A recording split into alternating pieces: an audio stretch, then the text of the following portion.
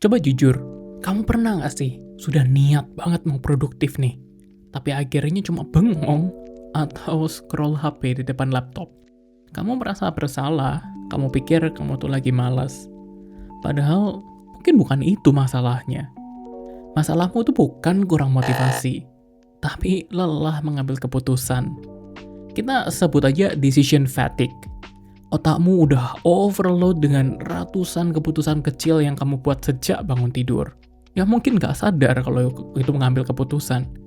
Mulai dari milih mau pakai baju apa, milih di busway mau denger lagu apa, sampai milih mau bales chat siapa duluan. Energi mentalmu terkuras habis, bahkan sebelum kamu mulai kerjaan yang paling penting.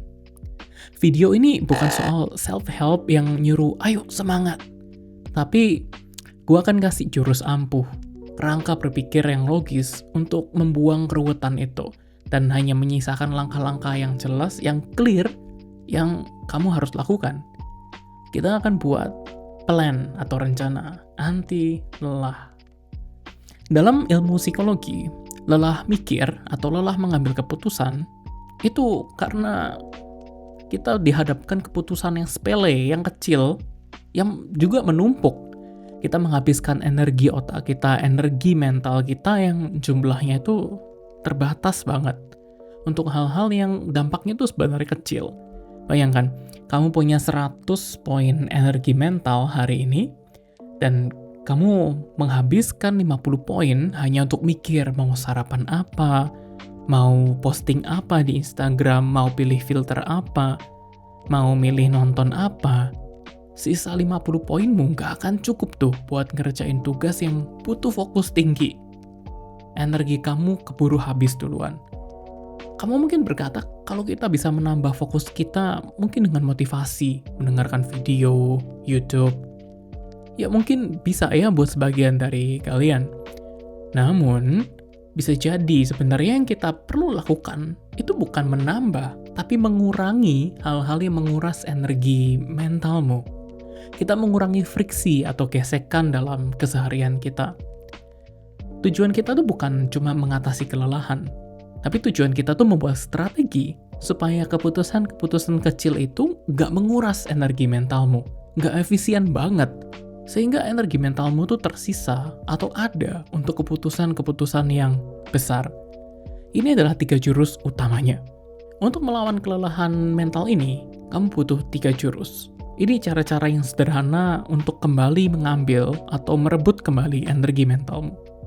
Yang pertama, jeda 5 menit, tombol reset.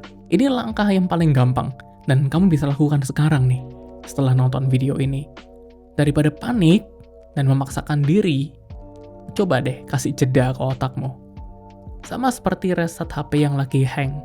Jeda 5 menit itu kayak mini restart di mental kita. Beri dirimu 5 menit aja. Fokuskan perhatianmu pada nafas. Ambil waktu untuk meditasi. Rasakan udara itu masuk ke seluruh tubuh kita dan keluarkan lewat mulut kita. Ini kita memindahkan fokus otak kita dari mode harus memutuskan ke mode tenang, mode hadir, mindfulness di sini. Cuma 5 menit. Setelah itu otak kamu akan lebih clear. Kamu akan bisa menentukan mana sih yang harus saya kerjakan sekarang, mana yang harus gua kerjakan.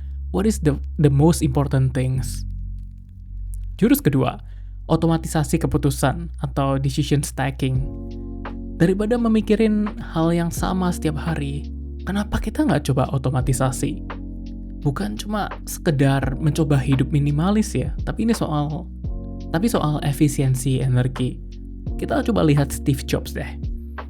Selalu menggunakan pakaian seragam yang sama, black turtleneck, blue jeans, dan New Balance sneakers.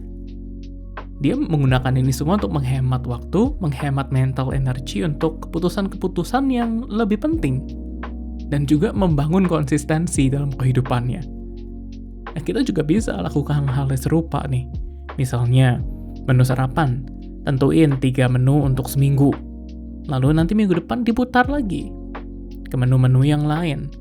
Pakaian, siapkan outfit template yang sering kamu gunakan.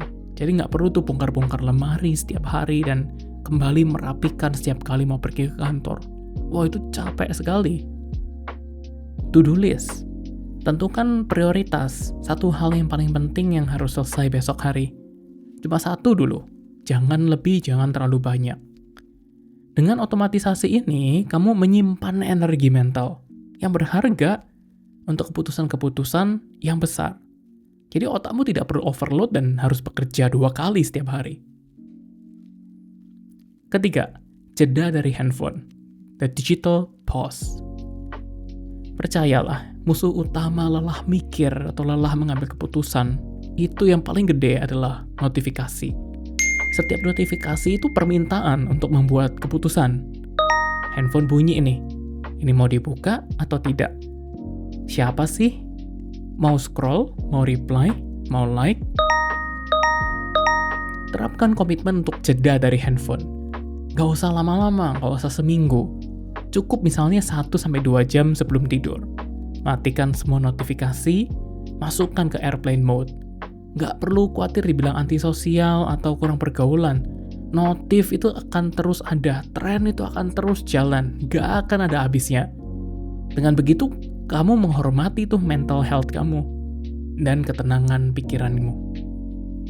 Memberi diri kita jeda dari handphone itu berarti kita mengizinkan otak kita untuk istirahat dari segala macam request atau permintaan.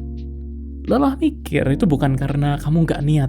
Itu tuh sinyal alami bahwa kamu udah overwork secara mental. Jadi dengerin deh sinyal itu. Sadari kalau kamu tuh merasa cemas, kamu tuh butuh ketenangan dan bukan tambah tekanan. Setelah nonton video ini, jangan malah bingung nih mau mulai dari mana. Ingat, channel ini one small step. Lakukan satu langkah paling kecil hari ini. Set alarm 5 menit di handphonemu.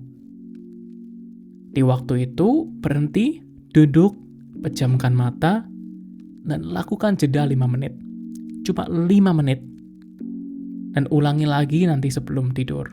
Itu udah cukup untuk menggeser energi, untuk dapetin kembali energi.